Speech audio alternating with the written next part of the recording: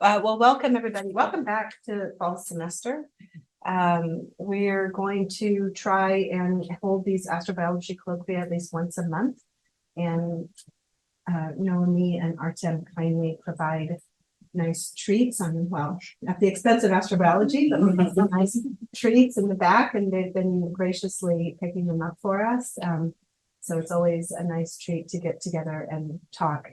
For this one, since it's one day after the first day of classes, it's a little bit maybe jumping the gun, but we wanted to get started and welcome everybody back. So thank you for joining, and we have people online as well, so thank you for tuning in. I'm going to hand things over to Noémie to introduce Nigel. She was the one who brought Nigel's work to our attention, and we're very grateful for that. So I'll hand it over. Thank you.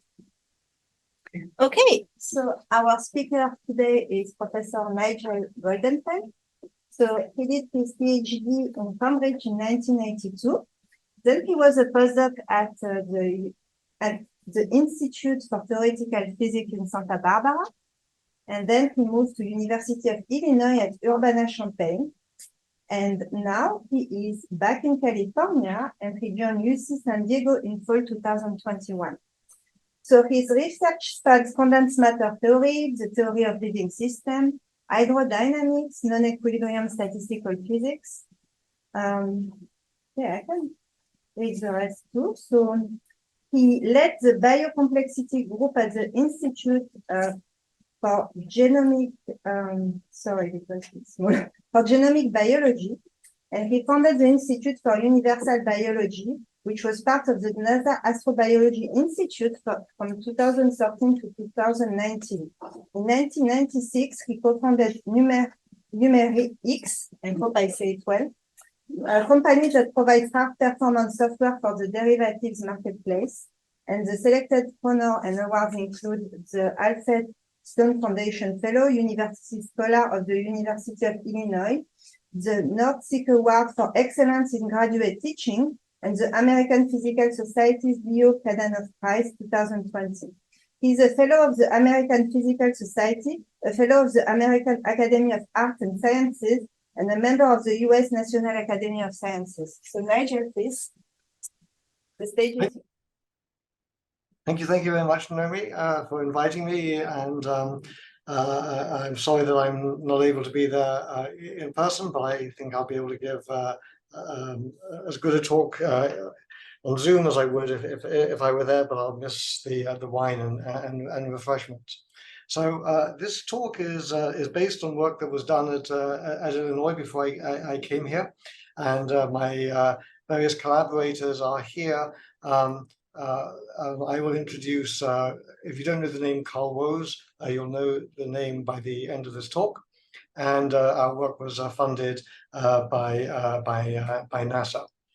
So this is my favorite body in the solar system. It is Enceladus, and what you can see here are the fountains of Enceladus reflecting the fountains of water breaking through the ice cap, and part of the indication, part of the evidence for a global ocean of liquid water in this moon.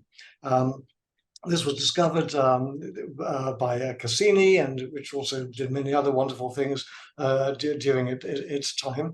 And the questions that are really motivating my talk are the following. First of all, we'd all like to know: is life pervasive in planetary environments throughout the universe? Is there something special about us and Earth, or is this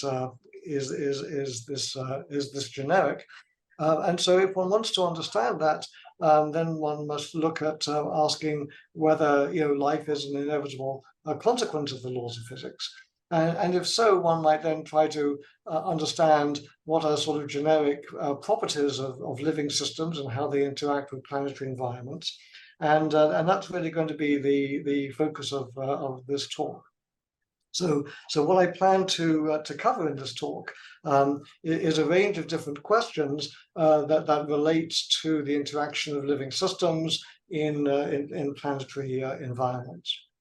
Now, one of the big mysteries about life is why it even exists at all.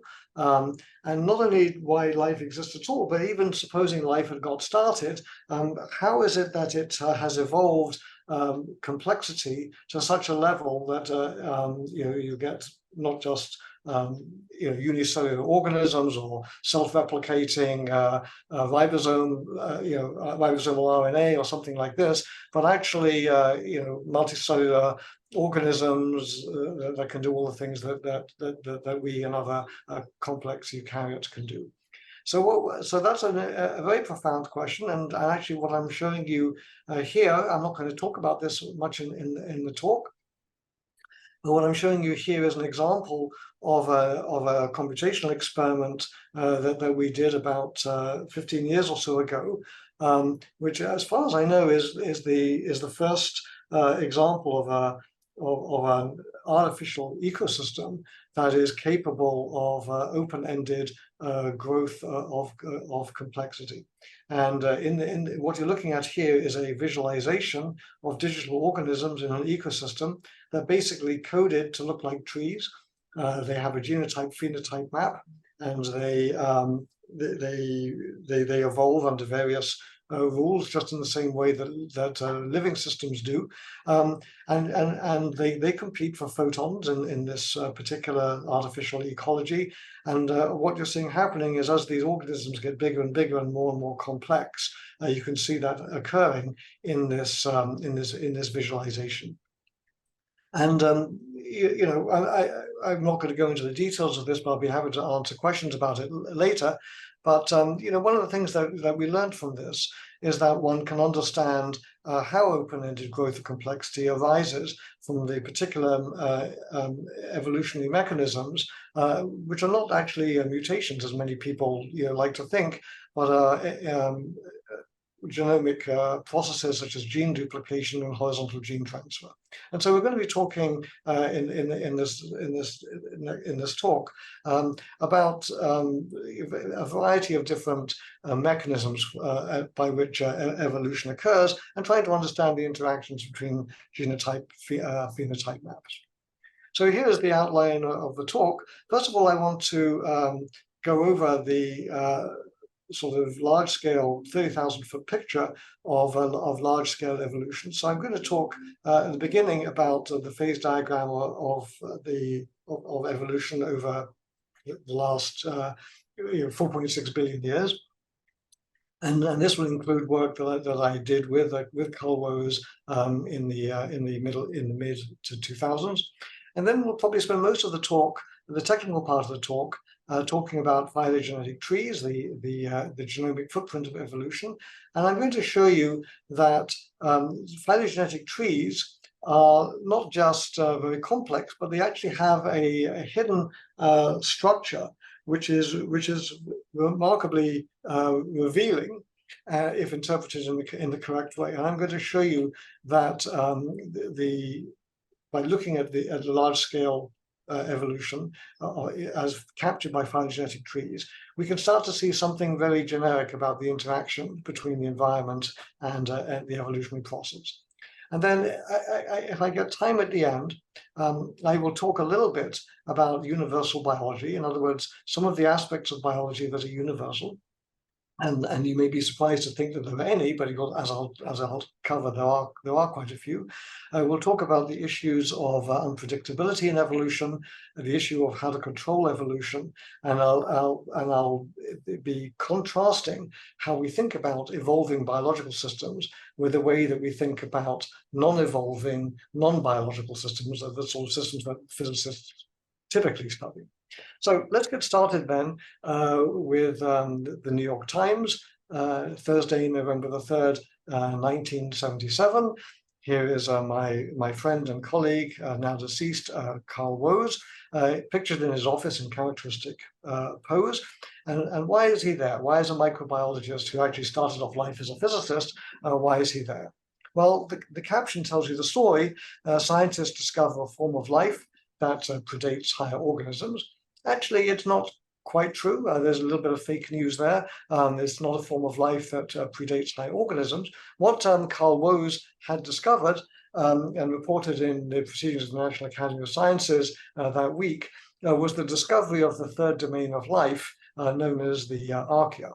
So here is a picture now somewhat out of date, and there's various modifications that I won't go into, from an article by Norman Pace in Science, showing the three domains of life. So just for orientation, there is you.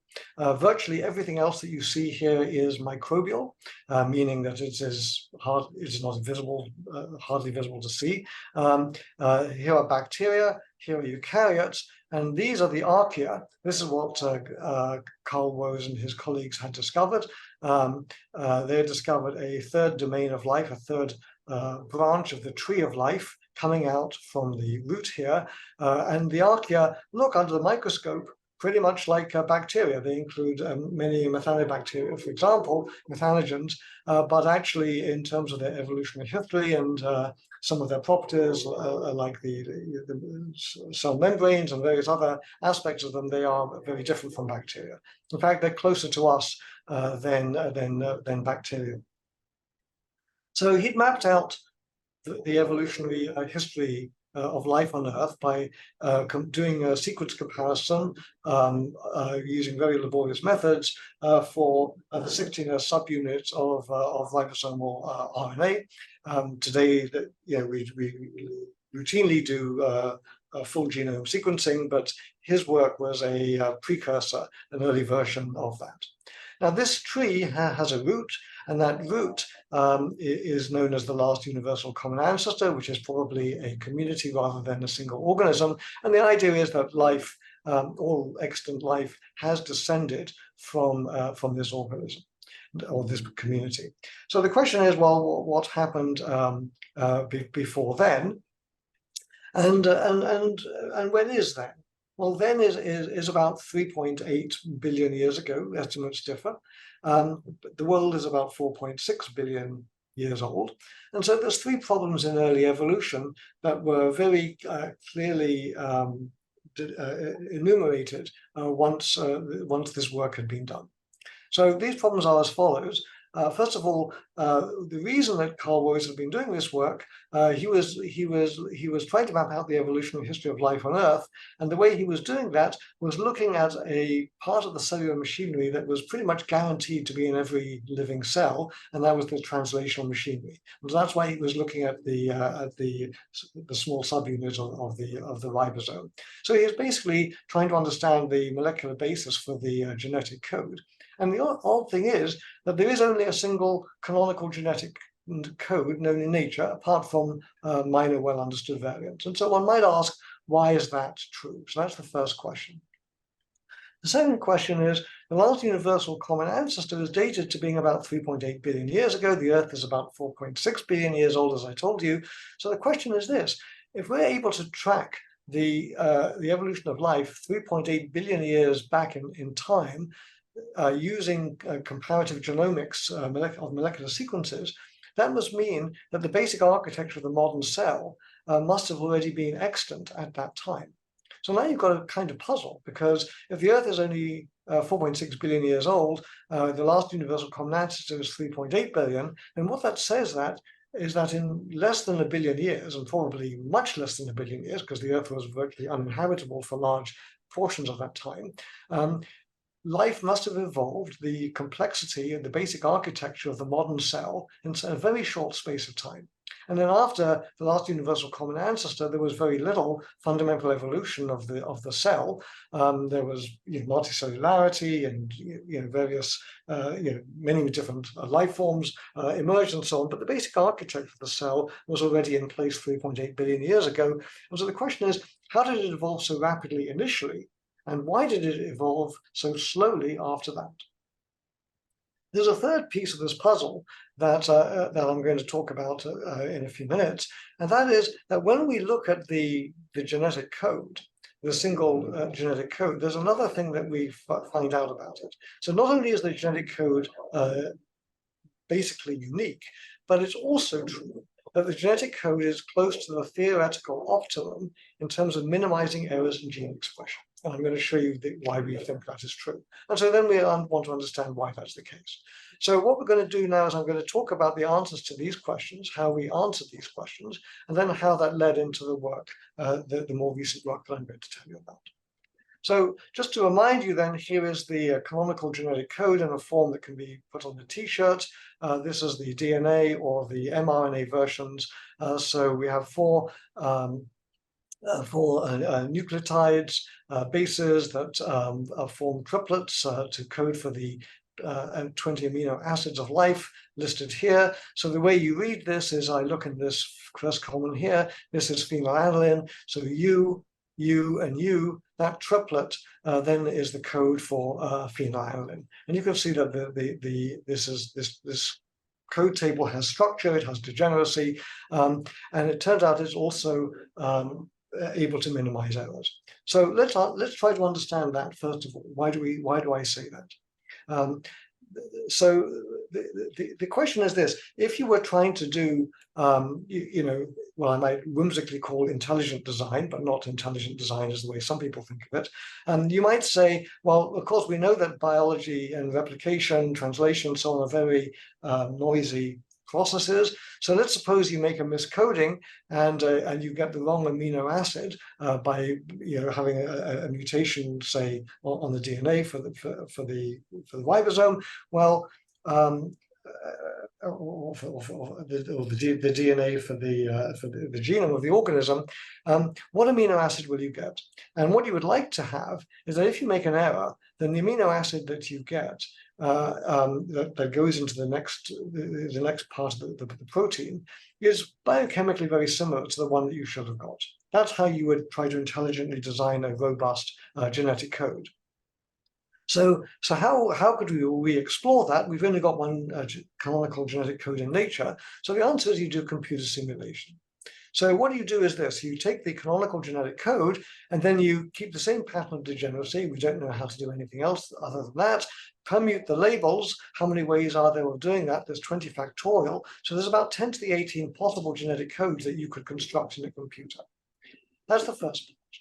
The second part is if I generate by Monte Carlo simulation these possible alternative counterfactual codes, do we have a way to calculate how they minimize errors? And the answer is yes. We can look at the effects of substituting different amino acids in the code table, and if we can construct a single number that tells you about the biochemical properties of those amino acids, then one can look at the sum of the difference of squares of the properties of the substituted amino acids, and in that way get a measure of how robust that code is to substitutions.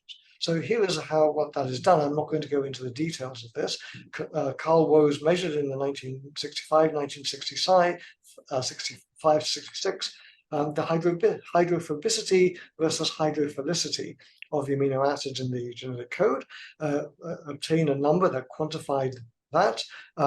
Then what you do is you construct a number that looks at the it doesn't matter technically how you do this, but you subtract the difference of squares of these numbers, and then you get a number for the particular codon moved into a different position.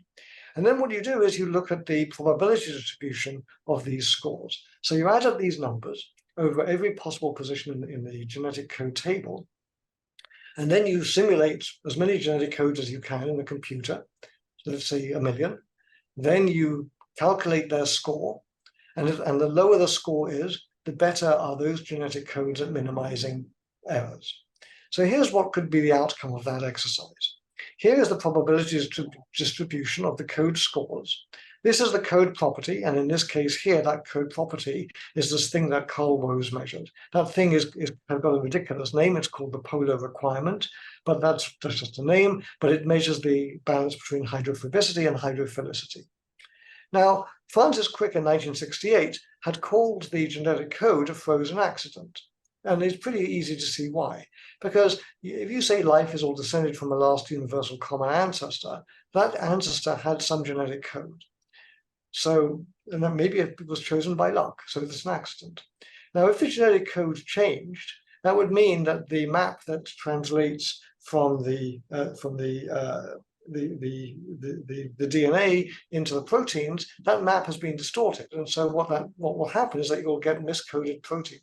If you get miscoded proteins, then they won't perform properly, they'll have the wrong function, or they may be suboptimal, and so the organism will not have will not be competitive or may even die.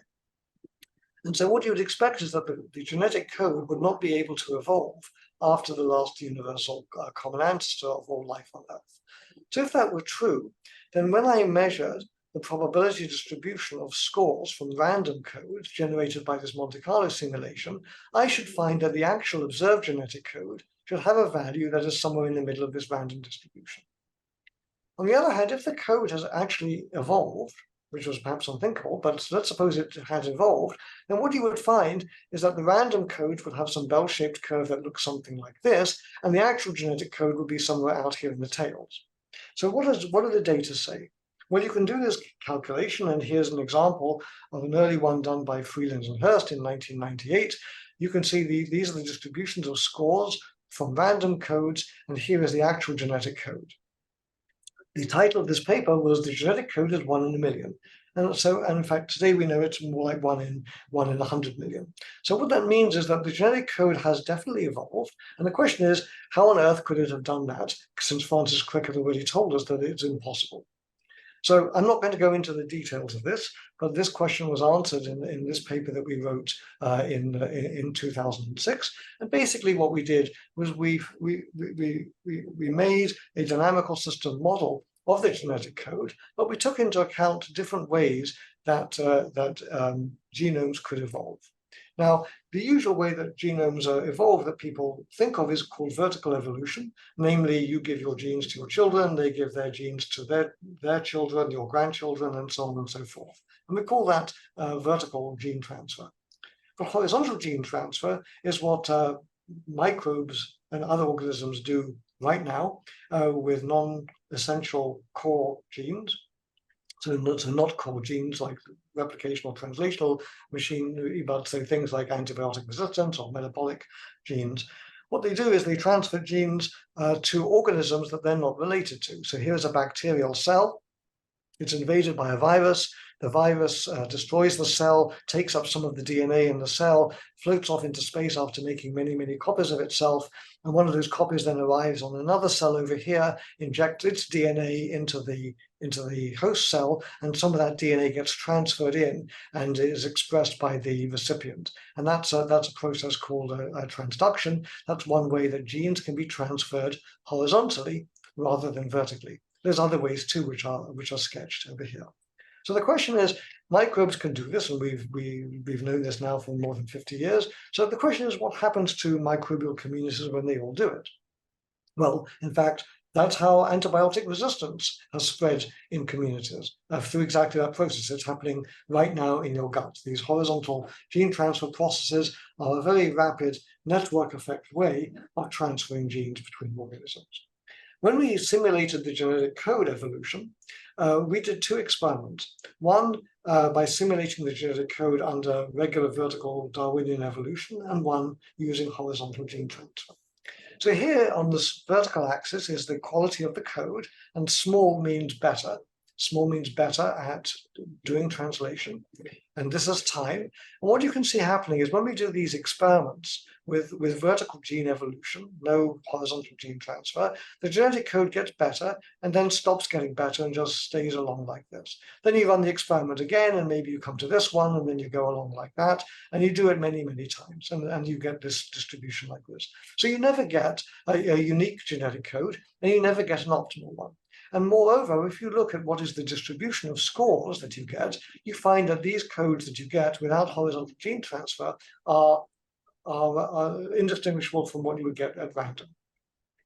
When you do it with horizontal gene transfer switched in, however, what you see is that the trajectories go like I've shown you here, and eventually at long times you get an evolved code that is highly optimized, very small number here, and is very far away from what you would get from random codes. So in other words, horizontal gene transfer leads to optimality.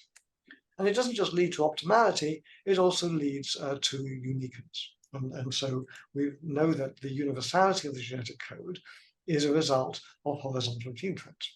So that's horizontal gene transfer of the core cellular machinery responsible for the translational process, not antibiotic resistance genes or anything relatively minor like that.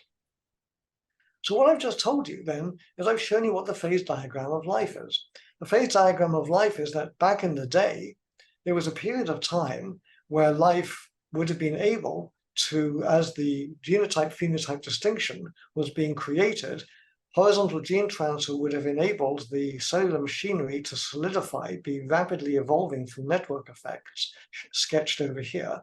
And then that effect is large, and therefore the evolution is very rapid. And then there's a transition to a vertical evolution, which is more tree-like, whereas around here it is rather network-like. So these are the two phases of living systems. How this transition happens is something I don't want to talk about today. I don't have time. So now let's talk about this phase of life, which is where we are now, somewhere in the eukaryotes. So phylogenetic trees reflect vertical evolutionary processes only, and the way that they're generated is we know what organisms live today. Those are the leaf nodes, and then the internal nodes of these trees that show the evolutionary process are hypothetical taxonomic units that we infer by comparing the relatedness of sequence data of descendant species. And how one does that, there's no unique way to do that. It's a very well understood and well solved problem by now in genomics. So phylogenetic trees represent the trace of the evolutionary process. Now I want to show you that phylogenetic trees are more than that. They are literally what a physicist would call the Feynman diagrams of evolution. They tell you something very profound about the evolutionary process. And this is work that was published a couple of years ago, just during the pandemic in this paper. So phylogenetic trees are shown here. They can be very complex. They are even self-similar. So if I look at this part of this phylogenetic tree and blow it up, you can't really tell the difference. Well, that's a bit of not a very scientific way of comparing phylogenetic trees. So let's do something a bit more precise. So the way we're going to do this is the following. We're going to look at two aspects of trees. One aspect of trees is going to be topological. That means it's not changed by the length of these edges here. So here is a piece of a phylogenetic tree. These edges represent DNA mutations under a sort of molecular clock type of assumption. But these trees have topology, which is here are the nodes. These nodes represent speciation events. And so all we care about are the speciation events and not how long it takes for them to happen. So that's the topological structure. I won't say very much about this, but one can also look at the metric structure, the edge lengths of these phylogenetic trees. Okay, so I'm now going to tell you something very quantitative, and you won't be able to take it in as I explain it to you. So there's a point I want you to understand, a particular relationship I want you to understand. It's not important that you understand the details of what I'm going to show you now, but I want to explain it to you in any case, just so you get the idea. So the idea is we're going to construct two numbers that characterize the nodes of these phylogenetic trees where speciation events occur. The first number is called the node number, and what it does is it tells you the number of subnodes underneath a particular node. So let's do this by example. Here's a tree. So this node here has a number which is just itself, and down here is the present time. Time is going down like this. This node here has a value 1 for itself, plus 1 for this node, and 1 for this node. So this species here bifurcated and made two daughter species. These are these two here. So it has the number 3. This node here represents, has a node number 7. Why 7? It has 1 for itself, plus 3 for this one, plus 3 for this one. And that's the node number. Okay, so it's just a number. Who cares? Well, there's another number, which I'm going to talk about, which is the cumulative node number, which I'm going to call C. And what C is you add up the node numbers that you have, plus the sum of the node numbers below it. So again, let me do it by example. So here we take this node over here. It has its own value 1, and so it just has the cumulative number 1. This node over here has its own node number, which is 3, plus the node numbers of the two ones below it. That's 1 plus 1 is 2, so 3 plus 1 plus 1 is 5. This node over here has its own number 7, plus this number 5, plus this number 5, that's 10, so that it has the number 17. So now I've got two numbers, the first number A, the second number C. And now what we're going to discuss is how does C depend on A? What I'm going to show you, and this is the punchline, is that what the functional dependence of C as a function of A, the cumulative node number as a function of the node number, that tells you something about the metric structure, about the topological structure of a phylogenetic tree. So let's see why. Here is the tree that I showed you at the beginning, and you can see it perfectly symmetrical. Each species speciates into two other species as time progresses like this. You can show that C as a function of A goes like A log A, asymptotically for large A. And I'm not going to explain why. If you know how a Fourier transform works, you might be able to see where this relation comes from. Suppose you took the other extreme. This is a tree which everything is splitting equally, so we can think of this as being completely balanced. Here's a completely unbalanced tree. So this species bifurcates into two here. These two daughter species, this one just stays the same down to the present day. This one bifurcates. This one bifurcates to stays the same to the present day, but this one bifurcates into two, and so on and so forth. This structure is completely unbalanced, and you can show that C as a function of A scales like A squared. Okay, that's interesting. So it's different from this. Now you can ask, well, what happens if I take all the world's genomes, sequence them, and then construct these phylogenetic trees, and then compute the node numbers? So this was done. We did it in 2012. Harada et al. Beat us to it in this paper here. And this is what you find. You find that C as a function of A scales as A to the power eta, where eta is about 1.4, 1.5. Okay, so there's a power law relationship which goes over many decades, and it's definitely not this, and it's definitely not this. This number is telling us something, but what? Okay, so there's another number that we can define, which is the edge length distribution. And this is a more complicated thing, so I'm not going to go into how one defines it.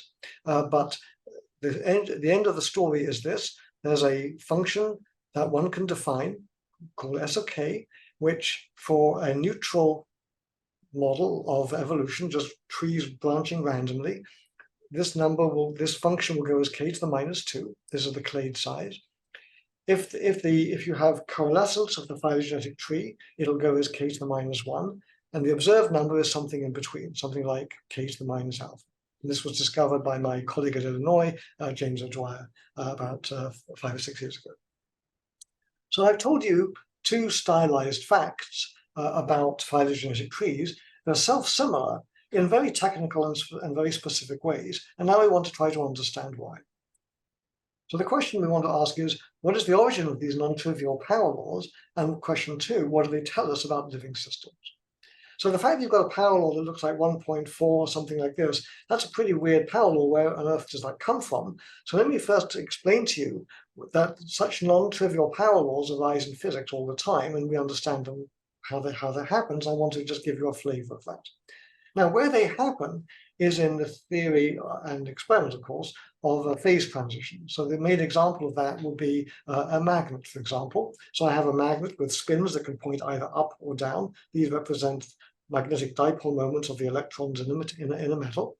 And you can measure the magnetization as a function of temperature and also as a function of magnetic field that you apply. Now, high temperatures, we know that magnets stop working.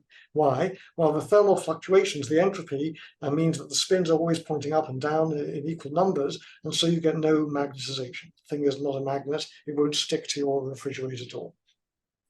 If you go to low temperatures, below the Curie temperature, then the spins all line up due to molecular interactions, atomic interactions, and you get a magnet. And there's a phase transition that happens at some critical temperature, a second order phase transition, where you get various scaling laws. Like, for example, the magnetization as a function of temperature scales as some exponent like this, as long as there's no external field. There's another exponent that describes something different. Suppose you sit at the critical temperature and apply an external magnetic field. Normally, if you apply an external magnetic field to a magnet, the little spins in it will line up in the direction of the magnetic field. That's how a compass works. Okay, but when you're at the critical point, it turns out that as a phase transition, the magnetization is not proportional to the external field. It goes as the external field to some weird power that you can compute. And these results follow from some kind of scaling law, which is written down here. And what I want you to notice about this is just that this is a function of two variables, temperature and external field, but turns out to be a function of just one variable. And here's how you can see this. Here are the experimental data plotted in the way that theory predicts, and all these data fall onto one universal curve. These are data, in fact, for 5 different magnetic materials, but they all fall onto one universal curve, and it's the curve predicted with no adjustable parameters from theory. Okay, so that's physics. So what we've seen then is that a theory, a model, gives you a precise prediction in agreement with experiment. But it's not quite true. In fact, it's a model of a model of a model of a model of a model that gives you a precise prediction in agreement with experiment. Now, why do I say this? Well, in this physical model of a magnet, how those great predictions were obtained were starting from quantum chemistry, then talking about the electronic structure of a metal, then looking at a spin model called a quantum Heisenberg model, then making the model be classical, so throwing away quantum mechanics, eventually getting a theory called Landau theory, and then from that you can make your prediction. And the thing that should be really strange is that all of these approximations are completely non-systematic. The theory that eventually ends up describing what happens in a magnet bears no resemblance at all to what is happening at the atomic scale. It's very, very much abstracted, but it gives you a precise prediction. And we understand how this sequence of minimal models does give you a precise prediction, even though there's many, many unjustified approximations and simplifications made. And I'm not going to go through how that works, but it comes from the theory of phase transitions. Now, the theory of phase transitions also tells you something else that's very surprising. I need to tell you about that. Is there a question? No, you're good. Okay, I'm good. Okay, so here's another thing that we know.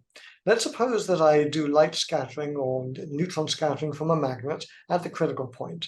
The K is wave number of some neutron beam or something like this.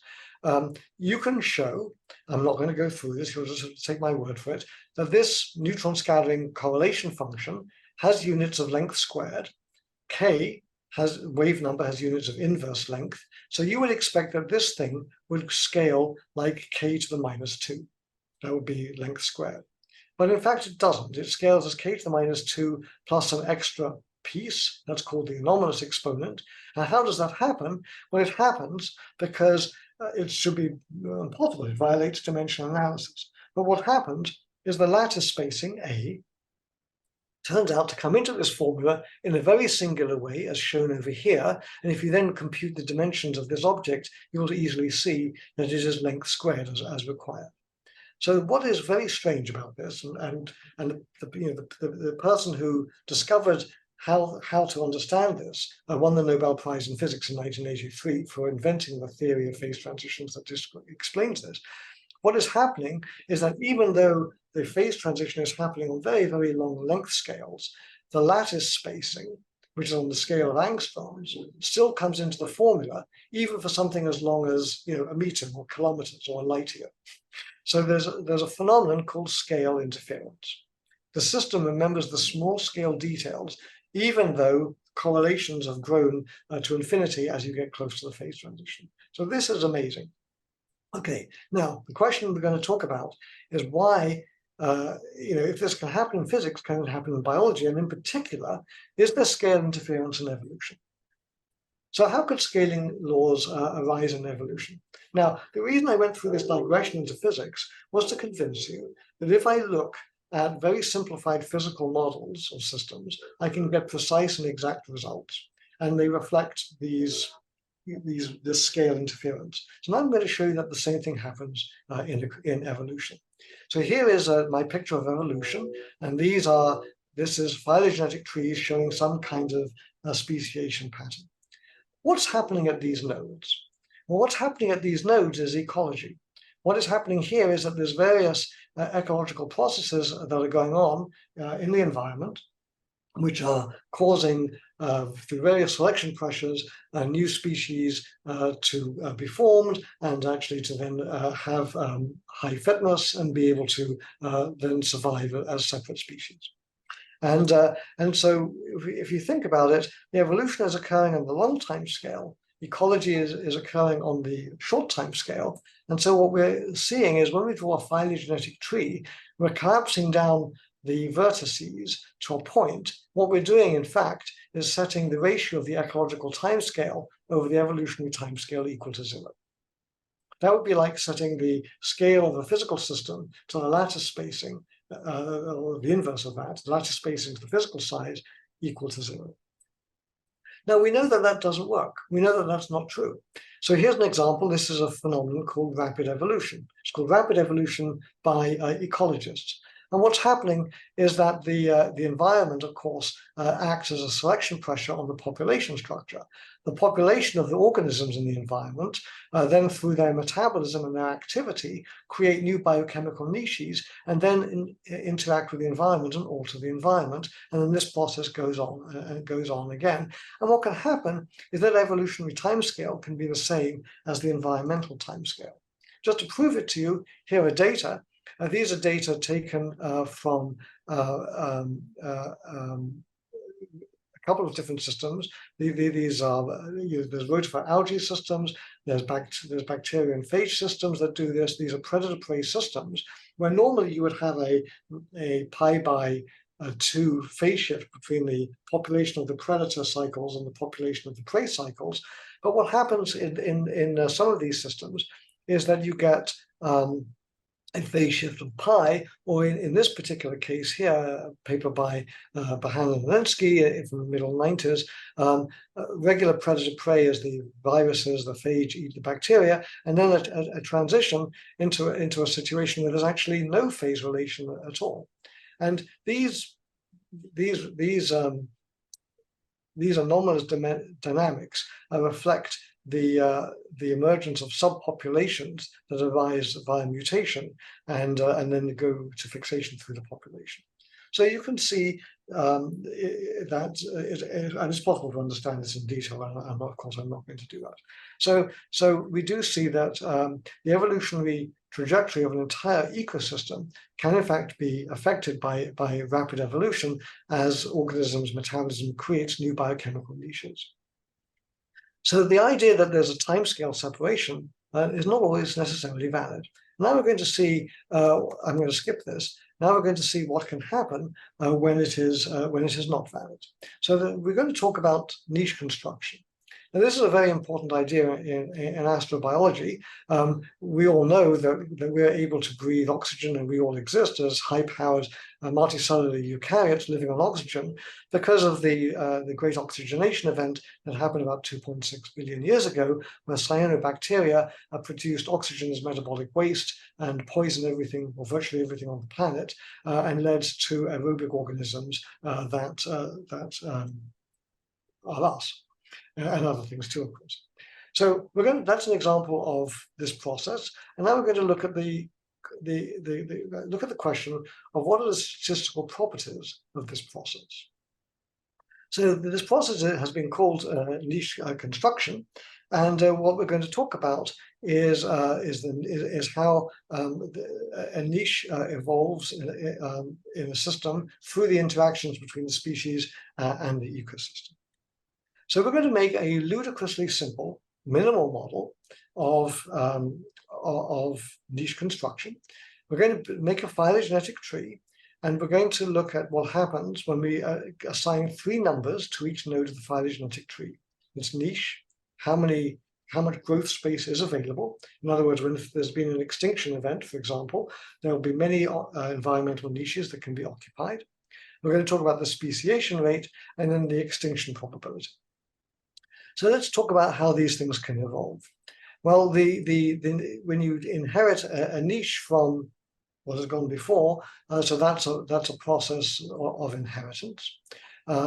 Speciation occurs when the more niches are available, the more likely you are to speciate. That's a stylized fact well established. And lastly, we know that the growth rate of the tree is bounded, and so there are extinction events. So we're going to make, these are 3 rules that are ludicrously simple rules, but that can tell you something about the evolution of these trees. So what we're going to do now is construct phylogenetic trees following these sorts of laws, and then compute our metrics, our topological metrics and regular metrics that I told you about at the beginning of the talk. So was there a question? No, keep going. Okay, sorry, there was some noise.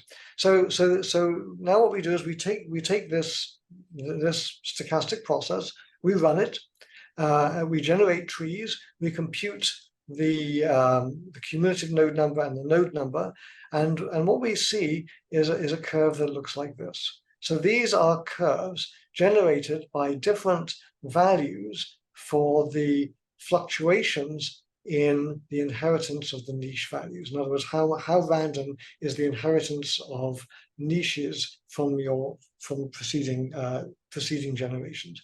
And what you can see happening is as the standard deviation in this normal distribution gets larger, these curves make a transition from being something that scales like a log a balanced tree, to something that scales as about 1.5, shown over here. Similarly, if I look at the edge length distribution, we see the same thing. We see that as we increase the standard deviation here, these curves scale in a particular way. And so this very simplified, ludicrously simplified model reproduces both scaling laws for the topology and the edge length distribution with exponents which are close to those of real trees. Okay, so that's great. So we've seen how a minimal model can explain these empirical data. Okay, I'm going to skip this technical section because it's not super important. So one might ask, where does this scaling arise from? And so we've done some various scaling analyses, which I would explain if somebody was interested, but there's no need to do that. So what I've told you then is that there are non-trivial power laws that you observe in real life phylogenetic trees, and they reflect the interplay between ecological and evolutionary processes giving rise to niche construction. I'm not saying that's the only way that they can arise, but it's the only way known to me, and nobody's come up with any other explanation. What do they tell us about living systems? Well, they tell us that evolution is more than just mutations, horizontal gene transfer, gene duplication, and so on and so forth. One has to take into account the ecological dynamics that leads to genetic fixation. Even if you're looking at timescales of billions of years, ecological timescales, ecological processes such as competition, predation, range expansion, metabolic cross-feeding, etc., all of those things can leave an indelible imprint, and that's highly non-obvious. But that's what this analysis provides. Okay, so now I want to end by talking a little bit about universal biology and this idea of people sometimes ask me, well, why do you do biology? You're a physicist, and some physicists say, well, is there new physics that we can discover in living systems? And I would say that there is, and I want to just say a few remarks about that. So let's talk about computers. So I told you that we wanted to talk about the idea of whether biology has universal aspects to it. So I don't know whether in general one it does or does not, but we certainly know that's true in computation, which is often compared to biology. So this is my laptop. This is a computer built or designed by Babbage, which you can see in the Science Museum in London, for example. It's a bunch of cogwheels and springs and levers.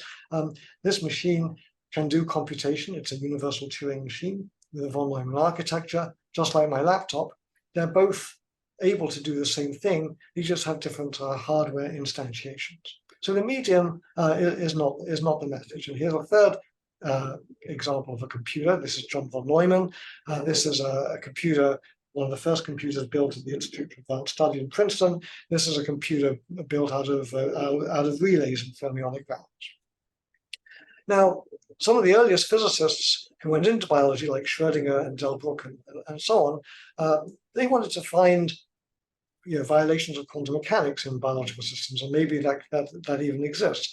But the questions that I think today most people are interested in are questions like, how does life emerge? How does matter self-organize hierarchically, create replicating evolvable structures? How do molecules come to life? And basically, the fundamental idea is that living systems are systems that can reprogram themselves. Namely, that when you perturb them, you stress them in some way, they don't just push back like a spring does, but they actually reprogram themselves through population dynamics and change their actual behavior. And so you can think of this as the idea that the program is the data is the program. This is the first computer virus that was programmed by this gentleman, Niels Bagatelle, who was working at the Institute of Advanced Study in the 1950s.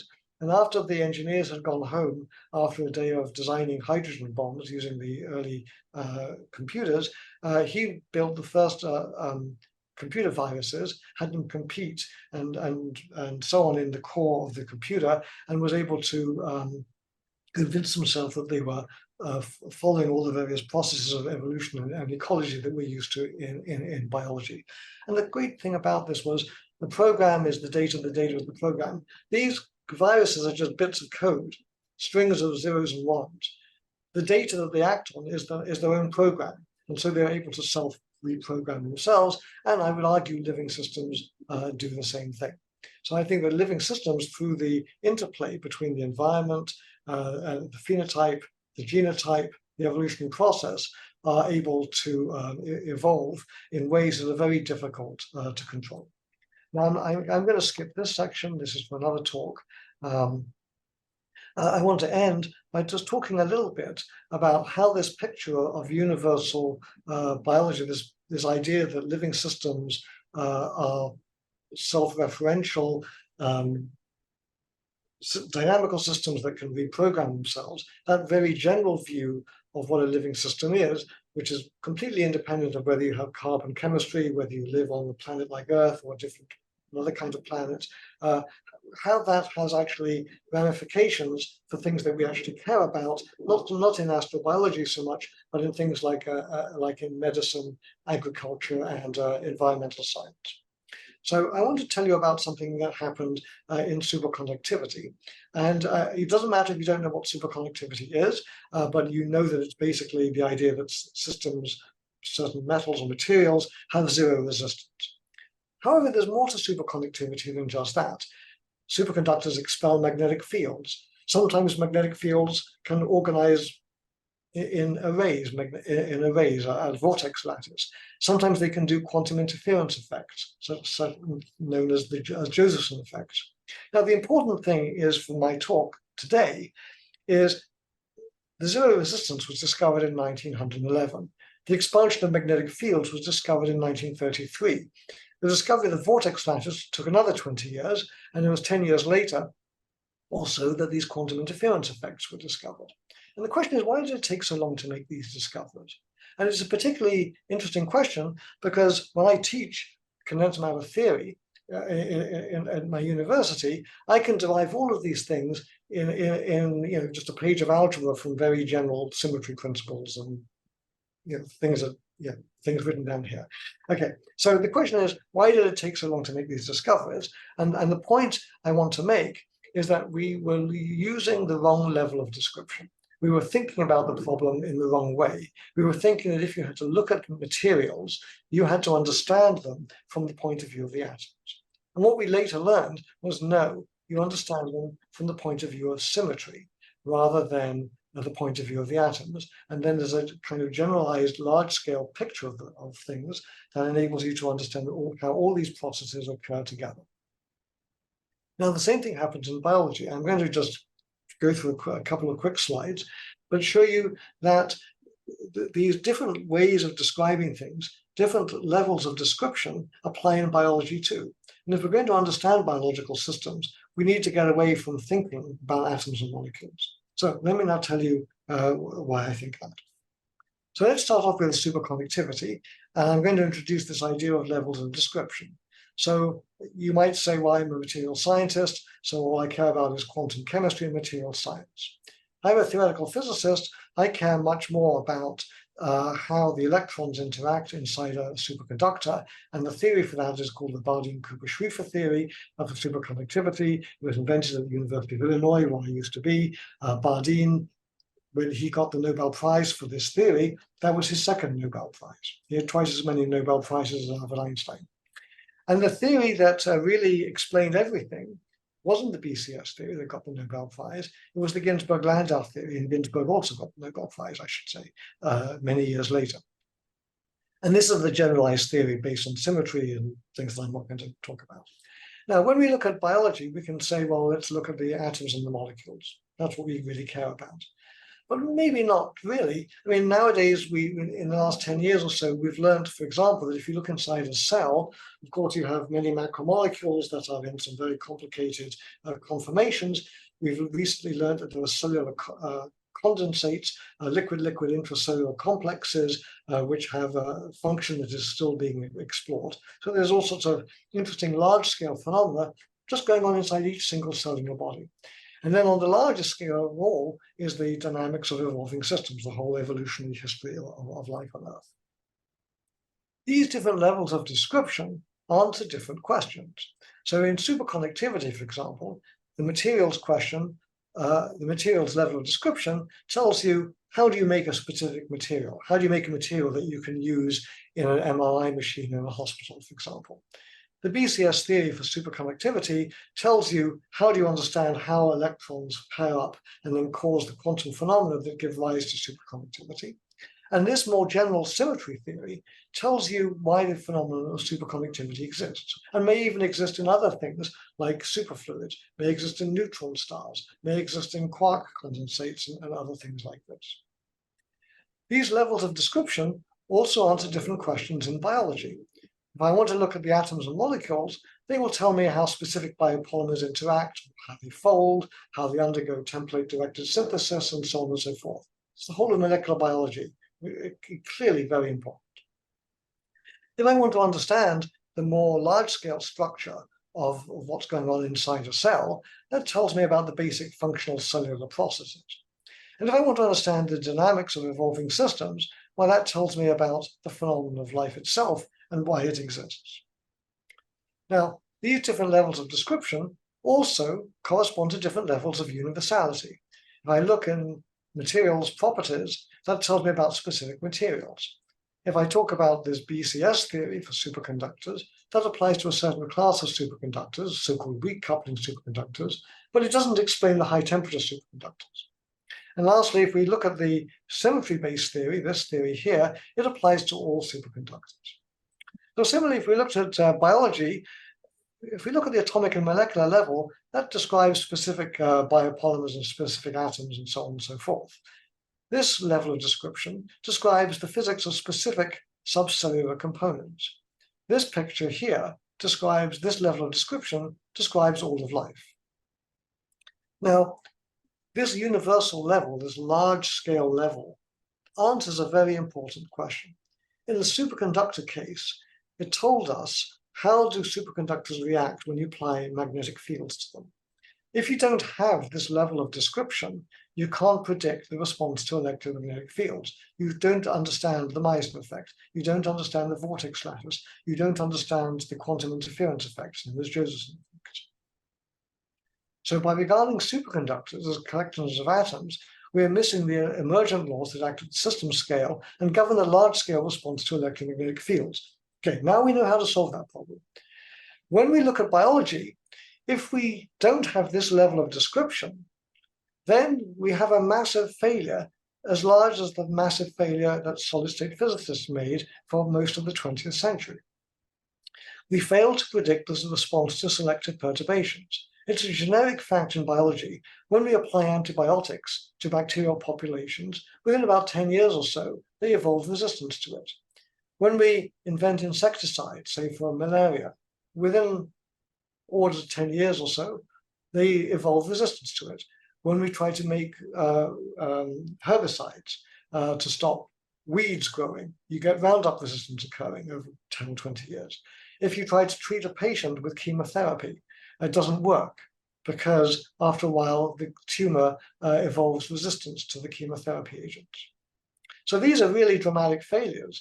We don't understand how to predict the response of biological systems to selected perturbations. So by regarding biology as complicated physical systems, we're missing the emergent laws that act at the system scale and govern the large-scale response to control perturbations. And we don't know how to solve this problem yet. In other words, what I'm saying is, for me as a physicist, or for me as an astrobiologist, trying to understand the ubiquity of life, understanding very abstract properties of living systems will have very important ramifications, both philosophical in terms of astrobiology, but also practical in terms of medicine, agriculture, environmental science, and so forth. There's a fundamental thing that we don't understand about biological systems, and we don't yet know how to solve this problem. So that's what physicists can do. That's something that biology can do to physics. Biology can expand the scope of physics. So I want to leave you with this quote from Stan Ulam, paraphrasing John F. Kennedy, ask not what physics can do for biology. Can physics help make better microscopes and things like this? Yes, it can, but that's not so important. More important is what biology can do for physics. Expand the scope of the things that we don't understand and try to find ways to understand. So thank you very much.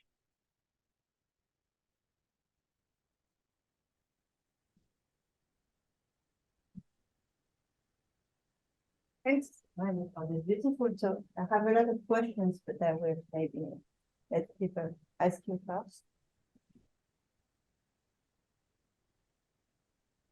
Can you hear me okay? Somewhat, yeah. Keep shouting. Really, really interesting talk. I guess I was wondering, you talked about the genetic code being 1 in a million or 1 in 100 million. The fact that it's not 1 in 1,000 or 1 in a billion, is that inherently interesting or not so much? Is it just is just one in a large number the important thing?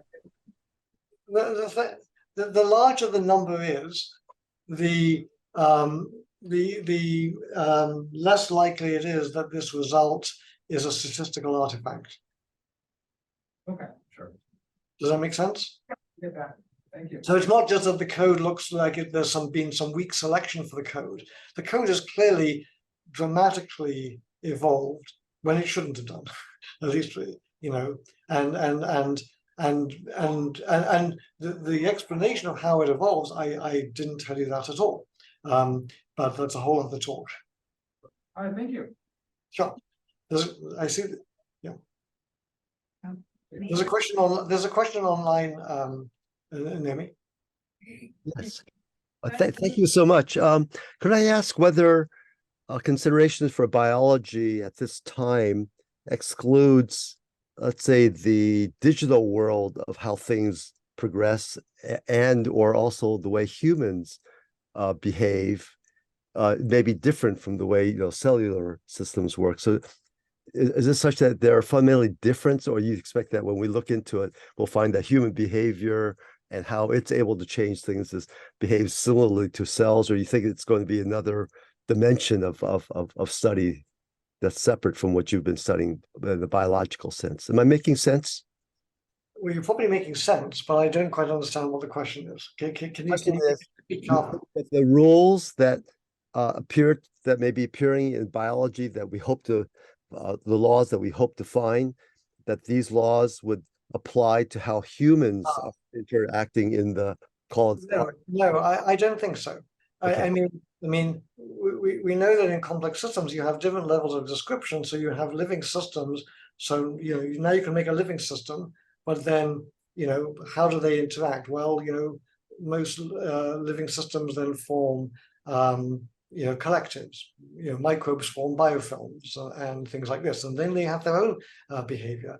Multicellular eukaryotes have societies and so on and so forth. They have different modes of communication. Those things can then interact back at the genetic level and so on. But I think that there's that behavior is a separate dynamic, as it were, than say the purely ecological evolution that I've been talking about. So there would be a branch, say, for the human type of stuff, but then there's also presumably a branch for artificial intelligence, right? In terms of how it's going to evolve and change as well. Yes. Different set of fundamental foundations, different in terms of the cellular level. I mean, there's certainly connections at all different levels. I mean, then you could ask, well, are those things going to affect, say, the things I was mostly talking about in this talk, which is phylogenetic trees?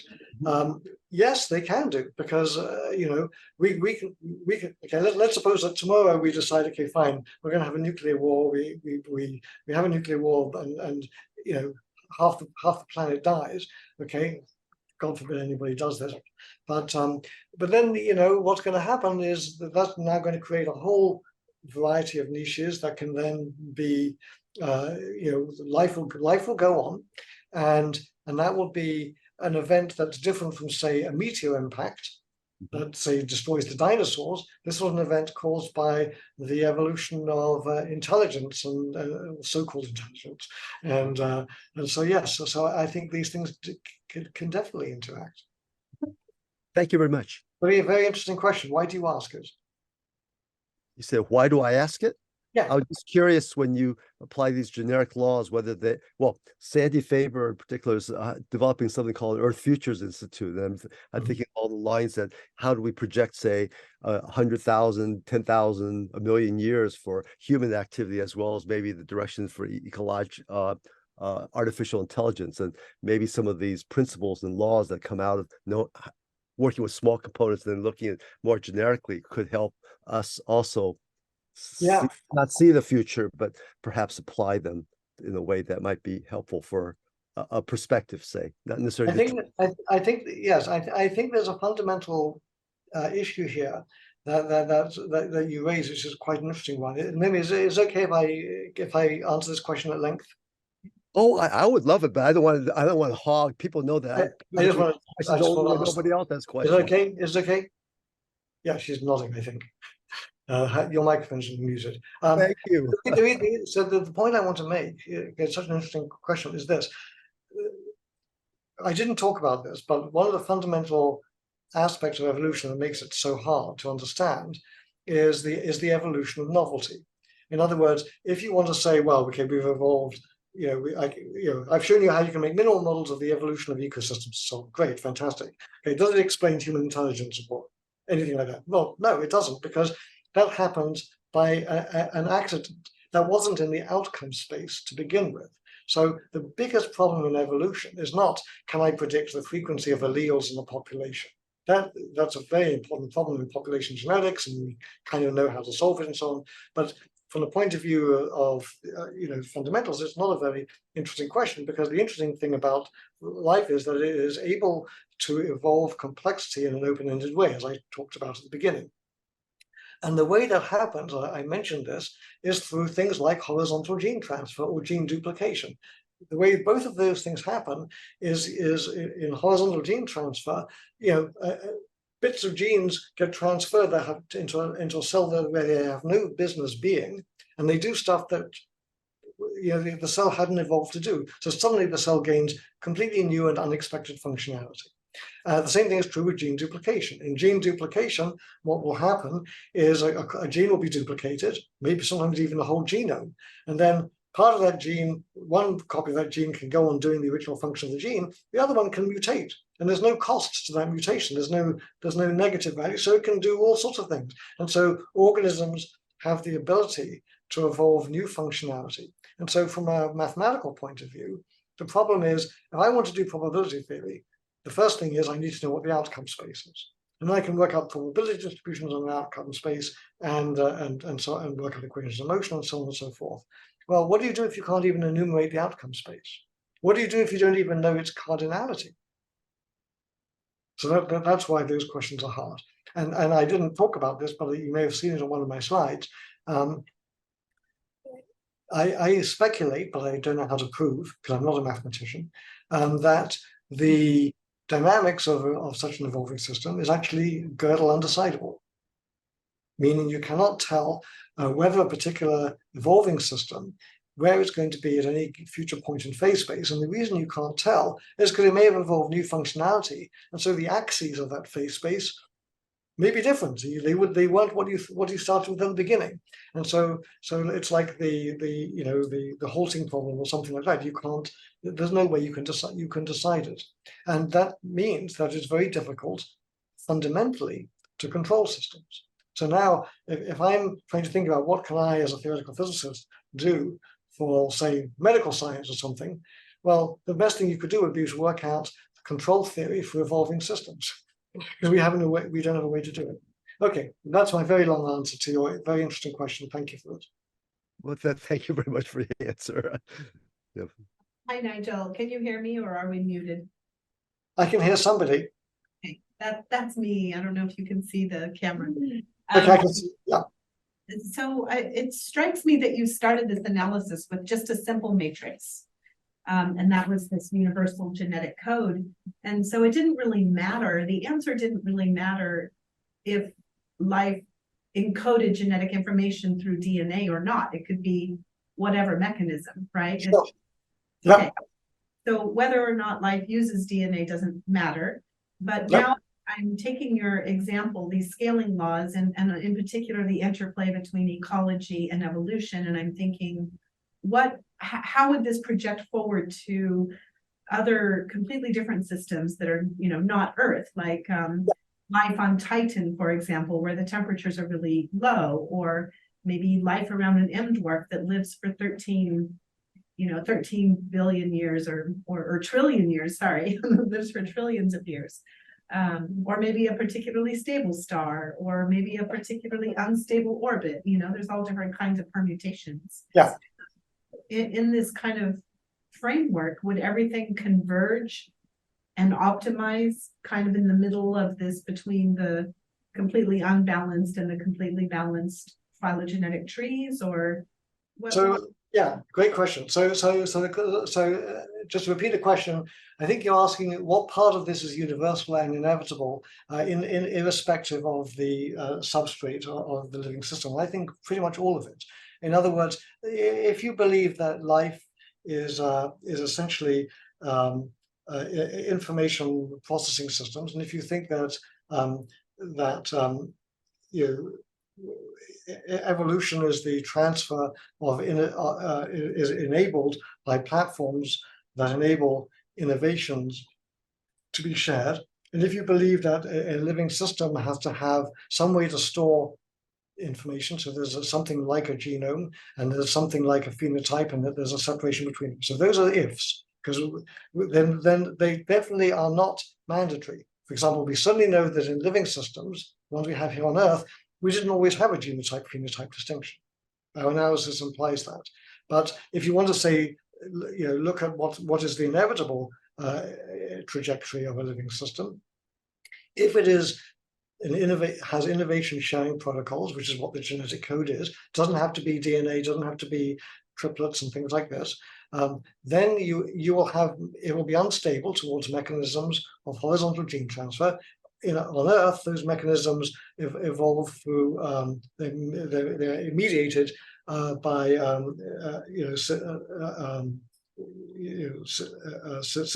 symbiosis. I mean, organisms engulf other organisms, and we know that has happened many times in evolution, and that's a very easy way for early life to transfer information, take each other's genomes, take each other's bodies. So you have chloroplasts and mitochondria and things arriving through these sorts of engulfment events. So I think that there's going to be a transition from a network phase of life to a vertical phase of life. And if there is a vertical phase of life, if you're tracking whatever it is that defines species, which we define by the 16S ribosomal RNA, for example, then all of these processes should apply just in the same way that a general theory of superconductors applies to all superconductors, whether it's a BCS superconductor or made of nickel or made of yttrium barium copper oxide, doesn't really matter. So I think some parts of this would apply. So what parts in particular?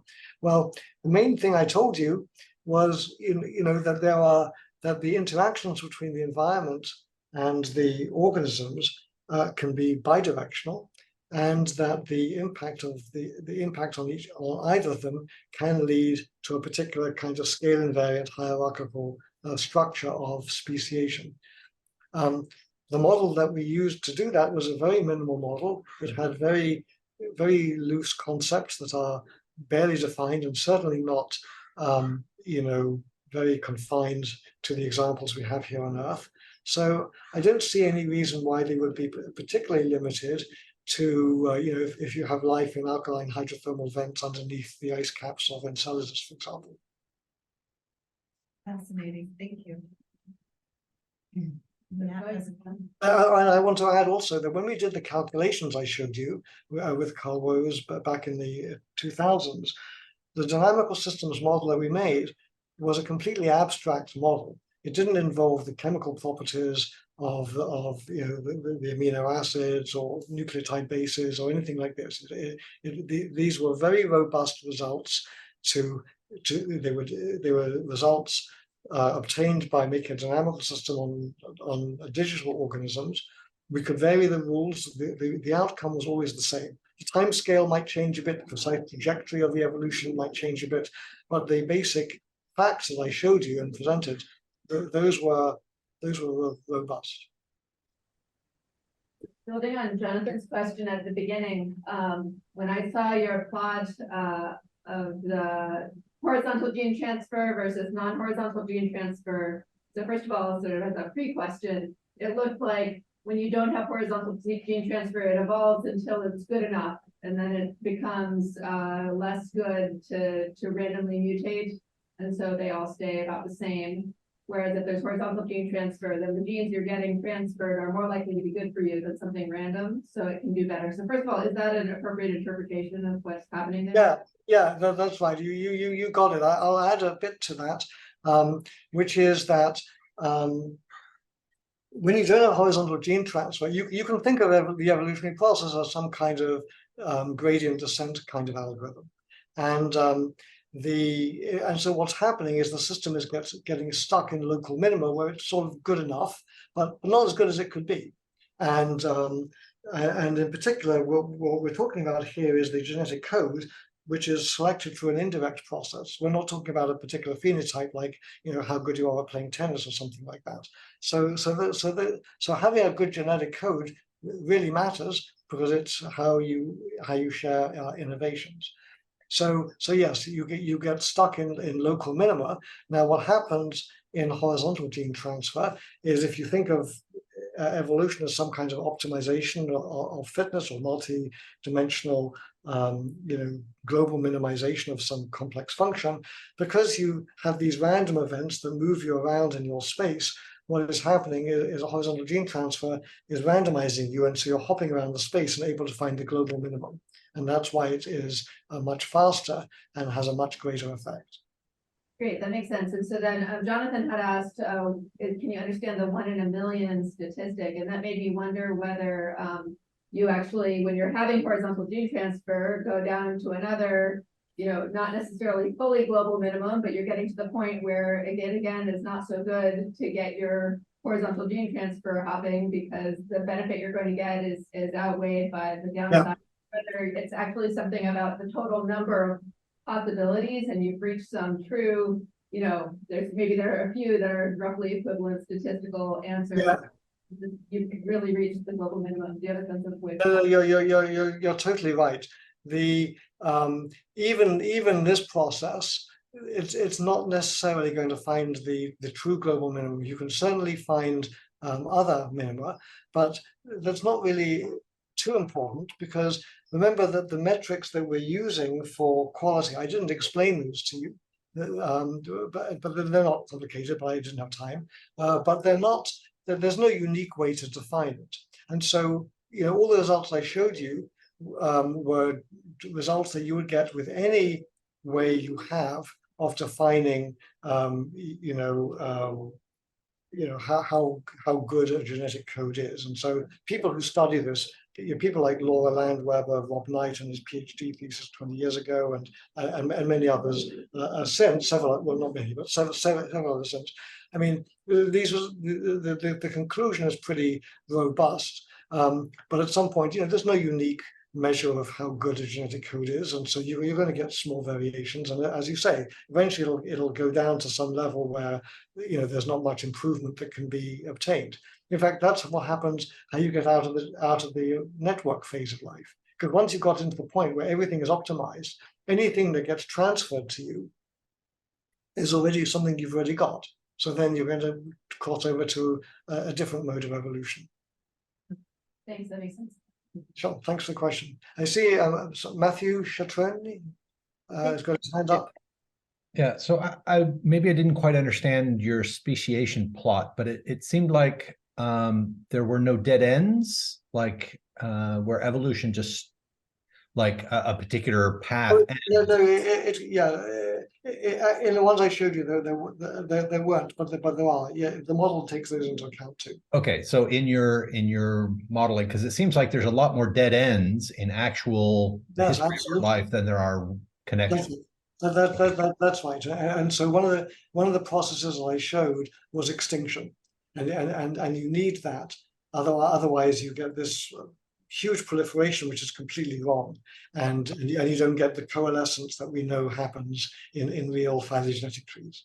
Okay, and so how do we know what the lengths of those connections are when those things aren't around anymore to measure their genetic diversity?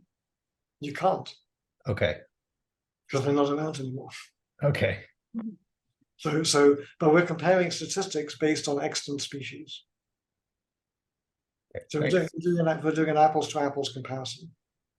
But yes, there's all sorts of things that came into existence and went away. Well, Nigel, I wish you were here to share some fermented grape speciation. I have a question. What's that? I have a question. Oh. Can I ask it? Yes, of course. Before my question. So how do you exactly define the node? That was I wanted to ask. Is it how do you define a node? Okay, so in most, like in the physics way, not the mathematical way, because you were talking with the analogy with, you know, like ferromagnetism, and this is something which is supposed to be irreversible, right? So I mean, so the nodes in the data are defined in the following way. So what you do is so most organisms don't have species. Okay, most organisms are bacteria. They don't have species. So what you do is you decide to look at the genome, or you look at a particular part of the genome which is highly conserved, and then meaning. And that's important, because actually, if I take 2 E. coli, just pick them out of the environment, they may 50% of their genes will be different. But the core genes, the genes that define species, which are the genes that involved in the translational machinery, those genes will be the same. So that's how you define species. Now, how do you define a new species? Well, you look at different bacteria and you say, I'm going to make a cutoff. So if the 16S ribosomal RNA sequence, take a Hamming distance of those, has 97% sequence similarity, then they're the same species. If not, then they're different. And so now you get a tree. And then you could say, well, what's special about 97%? That's just a number you cooked up. And the answer is yes, it is. It's just a number I cooked up. So let's make the number 98%, 99%, 96%, whatever. And you'll get different trees based on how you've regularized the sequence comparison. But the basic results don't change when you do that. okay. Okay, thanks. Yeah. Are there other questions? What, do we have time? Or do we just pick up some wine and then we leave? I mean, you can stay until 5, right? Yeah, so here's the deal. I can just stay online, and you guys can go and get drunk and disorderly, and I'll drink my elderflower cordial, and you can come up, and it'd be great if you come to the screen and ask me questions. That'd be great. That sounds like a good deal. Thank Okay, let's do this. So thank you. Thanks for your questions.